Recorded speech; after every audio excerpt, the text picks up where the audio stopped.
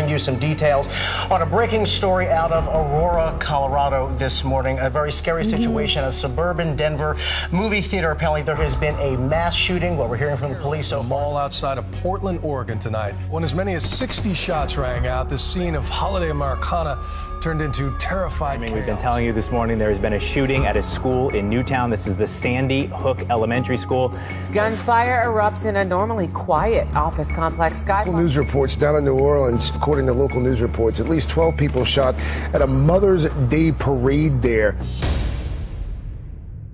A gunman is dead after police say he opened fire at a McKinney Public Safety building. We do know that one suspect is confirmed dead. We had a tragedy that occurred here in our city, right in front of our public safety building, which obviously gets very close to home. None of our personnel on police or fire were injured during this incident. Very proud to say that.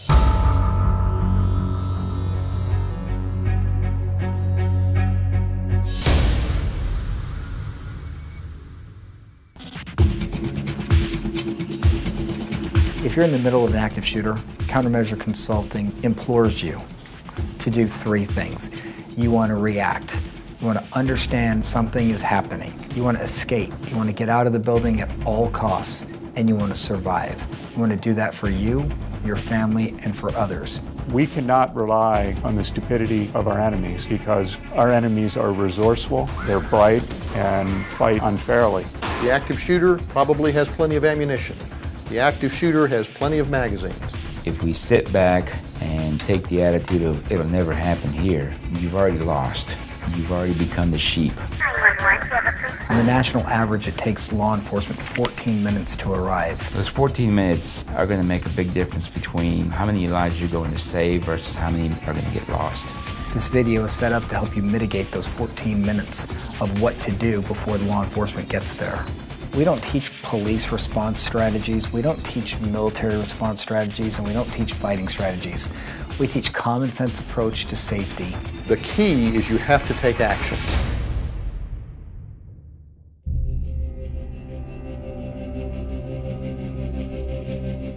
One of the events that took place that I was involved in was at the McKinney Police Department. Someone woke up one morning and drove to the McKinney Police Department when his white Nissan pickup truck that was filled with ammonium nitrate. He proceeded to pop a flare in the front of the truck, popped the flare and threw it in the trailer, and then ran across the street and fired 168 rounds at the front of the police department. And about that time, we see glass breakage. So we realized we were under fire by an active shooter from the outside that had come to attack our police building. While he's doing this, he's waiting for an explosion to happen, thinking the ammonium nitrate would detonate. However, he got the formula incorrect. But his goal was to trump Oklahoma City. I tell you that none of our personnel on police or fire were injured during this incident. Very proud to say that. An active shooter is an individual who is going in to cause a great deal of harm to a group of people. The term shooter implies a firearm, but actually that's not one of the key components. And they will almost always choose the most vulnerable populations to go after. They are not a new phenomenon. There is no geographic region that is excluded. Males account for approximately 75% of all offenders. 50% of attacks take place in under 12 minutes. 48% of incidents end by force, whether it's by police or citizens. I think trying to profile an active shooter is like trying to profile a drunk driver. There are lots of reasons why people drive drunk, and it's really not relevant if you're on the receiving end. I'm more focused on what they do, because what they do has some consistencies. Why they do it has a variety of reasons, and unfortunately we have seen that. Usually they feel that someone has wronged them and they are trying to make it right by violence of action. We have had people who've had some severe mental illness, or they have felt left out and they've decided to make a name for themselves. And that's the only similarities that we can find so far. That's why I prefer to talk a little bit about what they do. We do know that some of the best predictors of behavior is what people say they're going to do. So if someone says that they are going to commit a violent act, I would take them at their word and I would call the police. Most people who have violent fantasies do not act on them. Now you start putting things together, They have fantasies, they start writing down those fantasies, then they start collecting firearms and ammunition and come up with a plan of people they're going to kill. That's taking action. Only if a friend happens to pick up on it, someone that they trust, are you likely to have any idea that that's occurring. A long time ago, I was in Afghanistan, and it was when we had first gotten there and we didn't know much about it. And I was up on the second floor of a very rickety old hangar. And all of a sudden, the hangar started shaking. But I just assumed somebody was bringing in a large jet. And it wasn't until I gradually, slowly wandered back outside to see what was causing the noise that I recognized that we were in the middle of an earthquake. So I had done exactly the wrong things. I had interpreted it as a safe noise, not to be worried about. The majority of people that I've interviewed after active shooters have all stopped and asked each other, is that a gunshot? Do I hear shots being fired? Did this just happen? What are we going to do? You hear loud noises all the time. Not, oh my goodness, that might be someone actually trying to kill people. If you hear a gunshot, you don't want to stop and think, did I just hear a gunshot? 3 words I'd like you to remember are react, escape, and survive. React to the threat, escape from the threat so that you can survive. Must do something. We spend a lot of time and trouble training people to do fire drills to get out of a building. So if you think about that with all the emphasis that we give to fire drills and how deadly fires are, you see the challenge involved in getting people to recognize the threat with an active shooter. If you hear gunfire, if you see gunfire, you may have some risks in your brain that you are trying to process in slow motion. You need to train your paradigm. If I think I hear a gunshot, I'm going to get up and I'm going to leave. How do you train people to react in a way that's effective under high levels of stress? Some people, they just don't know what they don't know, unless you've been in these situations before. You just don't know how you're going to react. Even though in situations that are oftentimes openly perilous on their face, we're still surprised when something bad happened to us. You know, in times of stress, you're going to rise to the threat. Well, you know, studies show time and time again, you don't rise to the threat, you default to your level of training. So under stress, if you're going to default to your level of training, you better make sure you have the best training possible. If you remember nothing else, you must do something. People don't necessarily want to react. Let me not rush into this. Let me just see what's happening. This has never happened before. There's got to be something else going on. I break it down. What would I do or what would I want to know when faced with one of these problems? One is action versus reaction. The notion of action versus reaction that we must understand is that the bad guy always has the jump on us. I see something and then I respond to it, understanding what it is. And those are called reaction intervals. And if you overlay that with the OODA loop, that if you are a threat to me, I have a certain number of reaction intervals I have to do.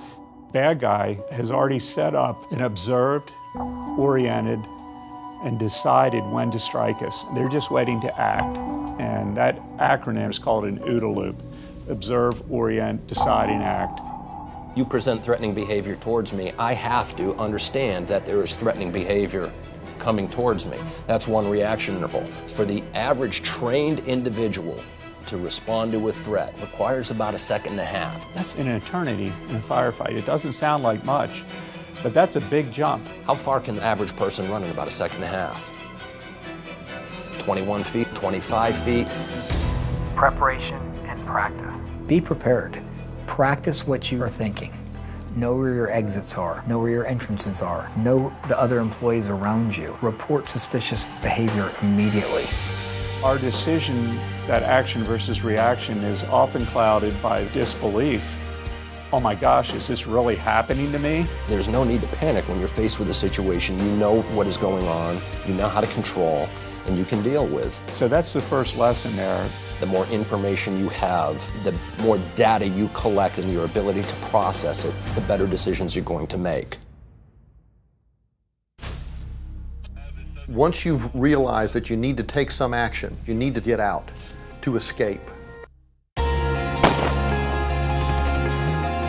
In 2011, I was on vacation with my family. We were driving on Cape Canaveral Avenue towards Cocoa Beach, And my 14-year-old daughter looked out the window and said, there's someone shooting in an office park. Sure enough, there was a gunman engaged in a firefight with police, and there was a ton of traffic ahead of us. Literally, people just, what I like to say is stuck on stupid. They weren't in fight or flight mode, they were in stuck mode. We were in a rental car, and we literally pushed our way out of the area, made a hard left turn into oncoming traffic, but we were moving away from the sound of the gunfire instead of moving to.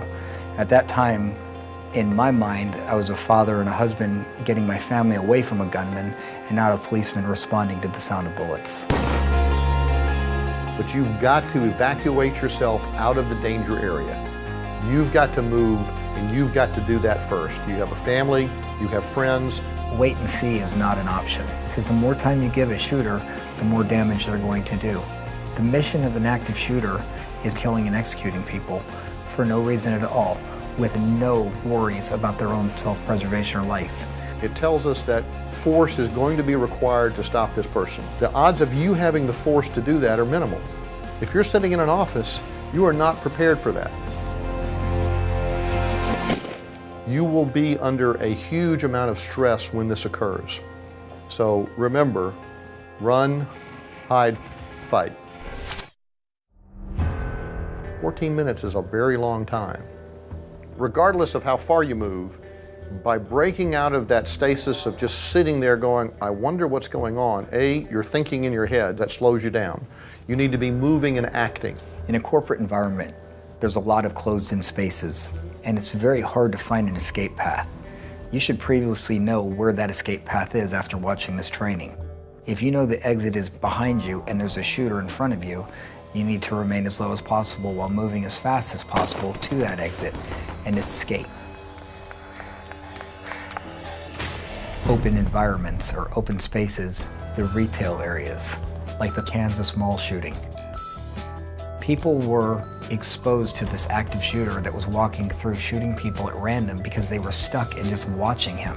They weren't aware of their environment, they weren't aware of which direction to go to, and they had no training, and this is no fault of their own. No one ever taught them this information. If you're in these open area environments, such as a retail store, continue to move. You're less likely to be a target if you're moving, because the shooter that's walking through any one of those areas I talked about is looking for the easy targets of opportunity. You need to be moving and acting and getting out of the danger area. That safety is behind cover. Cover means protection from firearms. So cover isn't the same thing as hiding. It means that a cartridge, a bullet, will not make it through that cover to injure you.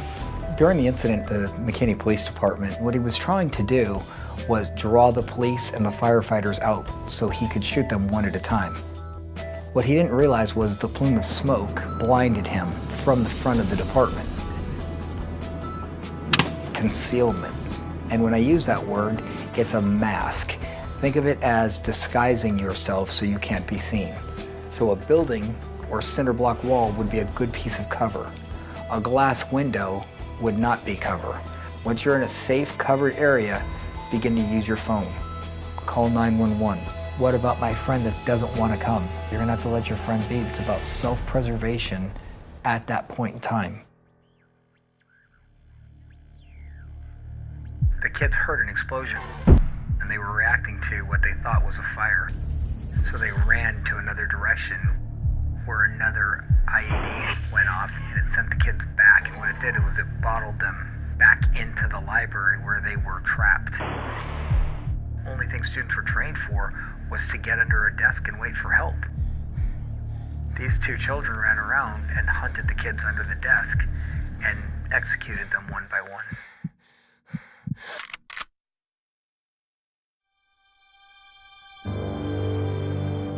Stopping and doing nothing is similar to some footage that we have of Columbine High School shooting. We have students running one way, only to find out that it was a trap, because their goal was to end life that day and then end their own lives. So when we say hide is not your best option, it's because the people that are hiding are stationary targets. When you're dealing with this type of situation, you want to develop the mindset of survival. If you can't run and get out of the office safely or out of the open area safely, you will not allow this person to cause you damage and fail to let you go home. The Department of Homeland Security says hide, and I don't disagree with that, but there are some real serious consequences that could occur from that. The shooter at Virginia Tech just went and hunted who he wanted to shoot at will. The largest amount of deaths in one single place was in one of the classrooms where a professor tried to lock them in a room and wouldn't let them leave. And this person found that room that didn't lock, opened the door, and shot the professor first and then the kids. That's why I prefer to talk about prepare to evacuate. So the entire time you're hiding, you're not hiding. You are planning, preparing to evacuate the danger area. You may temporarily have to keep out of the line of fire, but you're not going to stay there.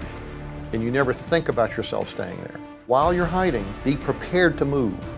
That is not a permanent stasis, except under the most extraordinary circumstances. And you know a gunman is outside in the corridor. You want to secure the view. You want to hide out of sight from them. You want to silence your cell phone and get down behind your desk and just be as quiet as possible. It could take 45 minutes before the police are able to neutralize the threat. Hide behind a wall, solid core door that has a double lock cylinder. Behind a desk, remember to black out the shades. Silence your cell phone and try to remain there until it's safe to escape.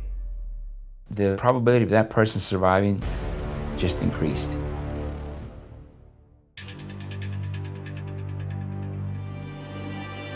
At all costs, should you not be able to do any of those things, don't become a victim and don't become a statistic.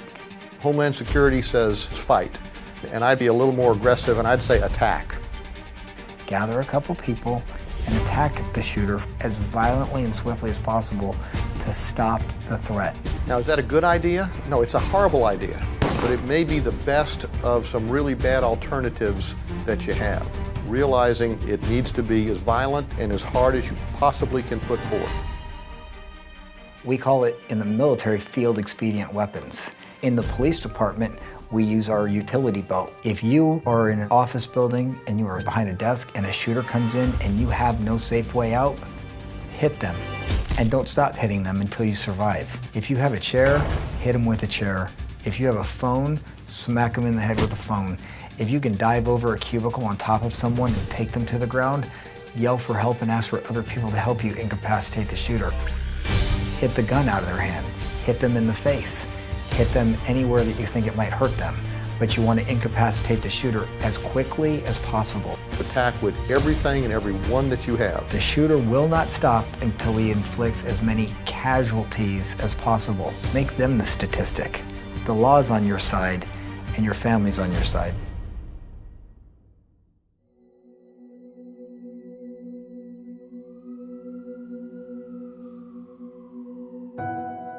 During an active shooting event, there is going to be a time that police arrive. Whether it's 14 minutes or under or 14 minutes or later, they are going to show up. And when they do, there's some procedures that you need to follow. The first one you need to remember is you need to remain as calm as possible as you exit the building or as you're outside talking to the officers with as much information as possible, because they're responding to the report of someone firing a gun, and they don't know if that's you or someone else. Your body is going to physiologically respond as it should, which is in a life-threatening event. Your pulse will go through the roof, your pupils will dilate, you'll start to sweat. You've probably read that you may have involuntary bowel movements. You may want to freeze, which is why we spend so much time telling you you've got to move. But then once it's over, well, you all of a sudden have this huge response to being safe. Some of that may be talking. Some of that may just be wanting to go up and talk to the policeman, touch the policeman, likely to get you into serious trouble. Ever since the shooting at Columbine, the response tactics of police have transformed tremendously.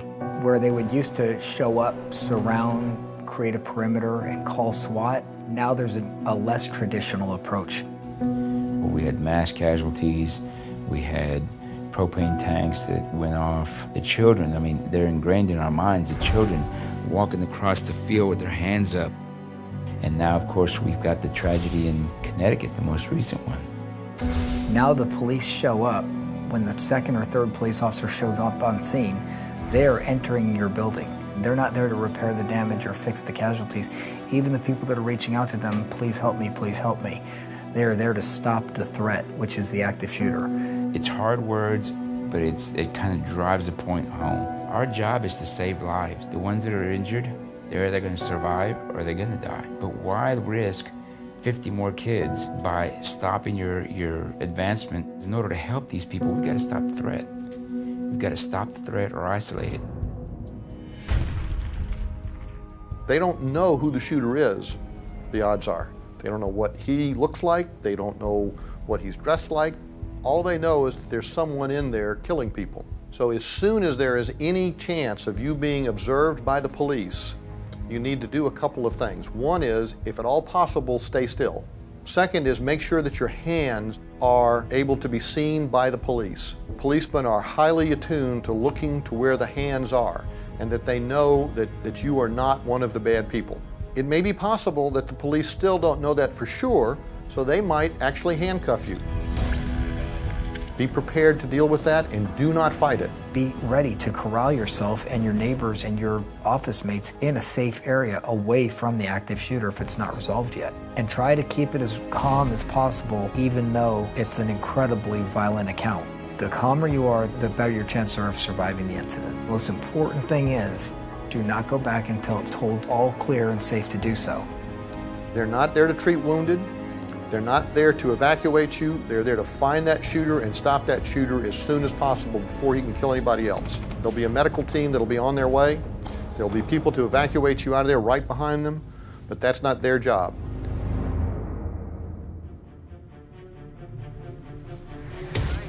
Preparation, practice. I'll tell you that being involved in other active shooting events, the two as a police officer dictated a very specific response. The one as a civilian probably woke me up because I knew that when my daughter said, "Dad, someone's shooting," I actually closed my eyes after we got through it and said, what would my wife do at work? What would you do at work? The less you have to think about, the better. An office is not a place of a threat. Why would you ever think that an office is going to have a threat, going to have some risk involved with it? If we sit back and take the attitude of it'll never happen here, you've already lost. You've already become the sheep. It's that cognitive shift between a safe environment to recognizing that there is a danger. The active shooter is prepared. The active shooter probably has plenty of ammunition. The active shooter has plenty of magazines. We cannot rely on the stupidity of our enemies. The more information you have and your ability to process it, the better decisions you're going to make. Must do something. You want to react. React to the threat. You want to understand something is happening. Wait and see is not an option, because the more time you give a shooter, the more damage they're going to do. If I think I hear a gunshot, I'm going to get up and I'm going to leave. You want to escape. Escape from the threat. You want to get out of the building at all costs. Force is required to stop this person. The odds of you having the force to do that are minimal. So remember, react, escape, survive.